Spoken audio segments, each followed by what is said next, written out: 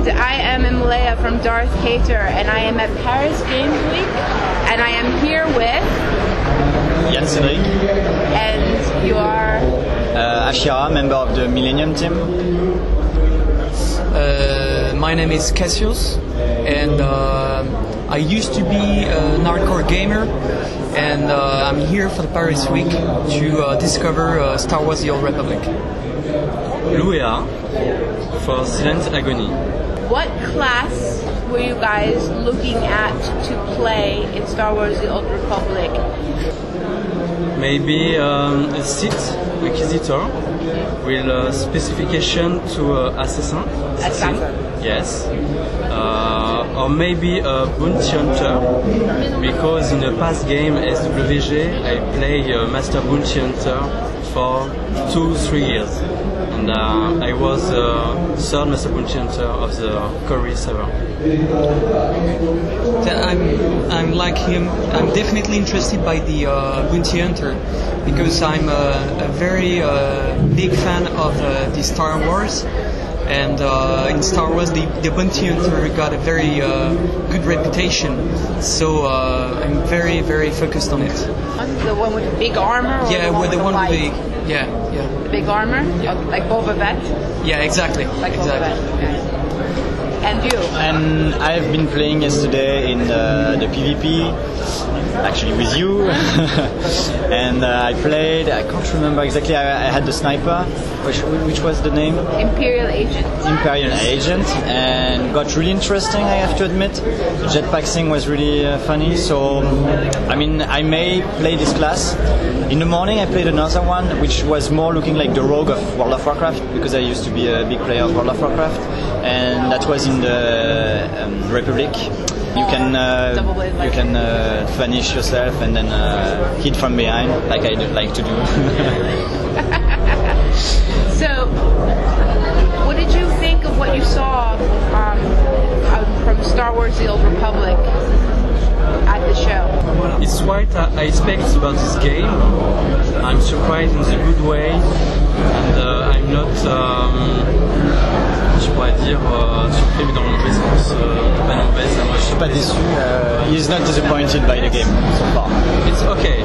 I mean, I've been personally speaking with a lot of players that have been playing on the stand of EA, and actually the point is that everyone is really in an atmosphere that you know. I mean, Star Wars everyone knows, of course, even in France we know Star Wars really a lot, and we like this atmosphere with, I mean, that's why there's such a big fan base.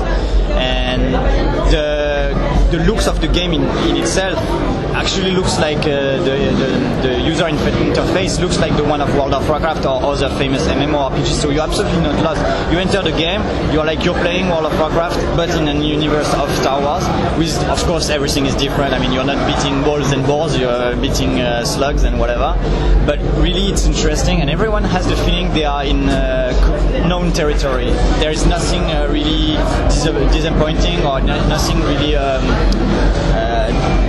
disorientating.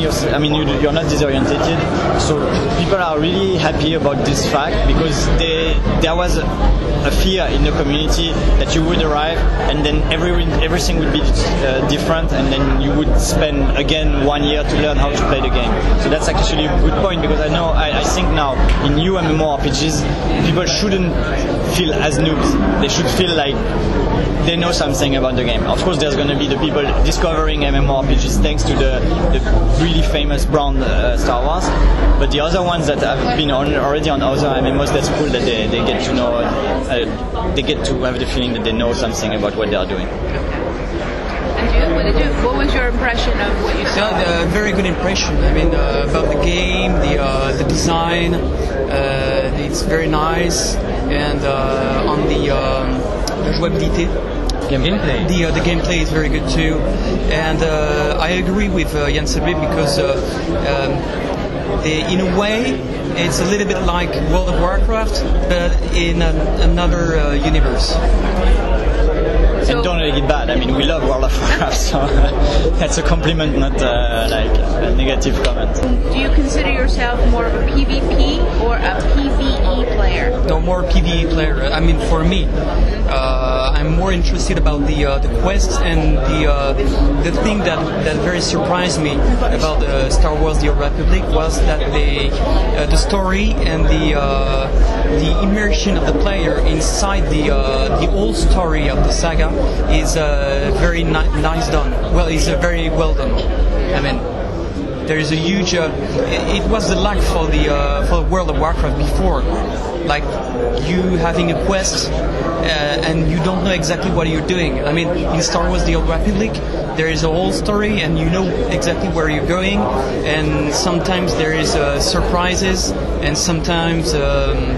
Comment tu dis des mystères, des mysteries, intrigues, enigmas, mysteries. So I think it's interesting. What I've heard about it, I mean, I've been talking with one of the guys from designing the game. He has told me a lot about what's going to happen in the high-level scene. I mean, for example, if you play one class, then you play the whole game. First, of course, you can be either the Empire or the Republic, so it's two different games. I mean, scenario-wise, it's two different things. So you start one character, you end the game. Your character, I mean, will have learned a lot about him and his actual story. And if you play another class of the same side, like another class of the Empire, then you're going to know another story, another side of the story. So it's like actually a movie, and you can see it from so many different perspectives. That's really bringing something new to the genre of MMORPGs, because you play World of Warcraft. I mean, of course you have different quests if you are Horde or Alliance, but in the end it's the same game. You are doing the same dungeons and you are following the same story. Horde and Alliance are fighting the same bosses. In this game, it's two different stories, two different things, and there is no other MMOs comparable to this right now. So that's why there is a big NDA on this game right now, because they don't want people before the release of the game to know the story, and they want us to discover the story, a bit like what Blizzard is doing with Diablo 3. So, do you consider yourself a PvP or a PvE player? Yeah, sorry, we have changed from the question. Actually, me, I would be more a PvE player in my old career in MMORPGs. I was more a PvE player, but actually, now that I've been playing a bit more of PvP in Star Wars, I have to say it's quite interesting. I mean, there's a lot of things you can already anticipate, and I think it's promising. It's promising because right now here on the convention we can play level 14 character, and already level 14, I don't know if they have cheated or something, but we have so many different things to do. There are so many spells that you can bind, and I mean, it's just amazing. I can't imagine when you are gonna meet level 50 characters. I mean, it's gonna be amazing, I guess. And you? Yes, for me and my community, we play since '99 MMORPG. We start with Ultima Online and EverQuest. Next, DOC for the PvP. So today we have a very old community, and we play both PvE and PvP, and we want to play the both PvE and PvP because we have taken high experiences on PvP and then PvE high level. So today it's important for us to have the both on the same time, and we can play when we want PvP or PvE. So for our community, we play the both. How is the French gaming community different? Like what makes it so unique? The French community of hardcore players for MMORPGs, I would say it's about between 5,000 and 10,000 persons that have been playing for 10 years and spread around all the big MMOs. In the end, we just meet, I mean, in here conventions or what we call IRL, that's in real life. That's what we call little meetings of groups of players that they meet in a bar or in a... Yeah, we have the chance in France, that is not a very big country as the United States. I mean, we have the chance to meet all together, and it has been a...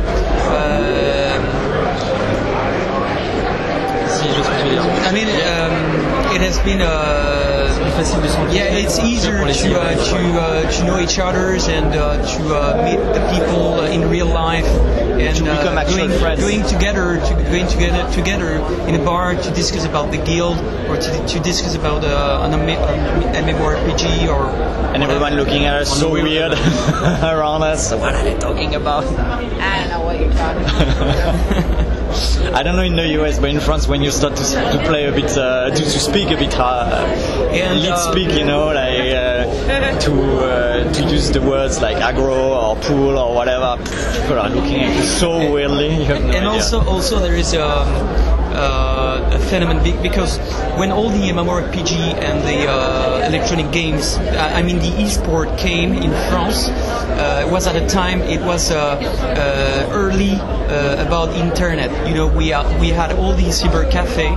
So before, all the people used to go to the cyber cafe to make tournaments. I'm an old StarCraft player, and I used to go to the cyber cafe to play StarCraft because I couldn't play StarCraft at home on internet before Battle.net. I mean, so it was better for us to meet people, and even if we're on the computer, the guy is just next to you on his computer, and there is it's not the same that if you are at home on internet. I mean. And after the game, you take a drink, and everyone is happy, and so. I mean, maybe it's one of the reasons why in France it's special. I mean, for the short story, we have been meeting each other 8 years ago when we were like 19 in a cyber cafe in France, and I mean we have been playing together for so many years, so many different games, and losing track of each other because we have different lives, and every time, I mean, the MMORPG scene just brings us back together. And now we're here for Star Wars: The Old Republic, and we meet again. Exactly. I mean, it's with our different backgrounds, like you said. So that's I think something special about what you can find in France in the community. Thank you guys so much for your time. I really appreciate it. Thank you. Thank you too. And thanks again from Paris Games Week in Darth Vader.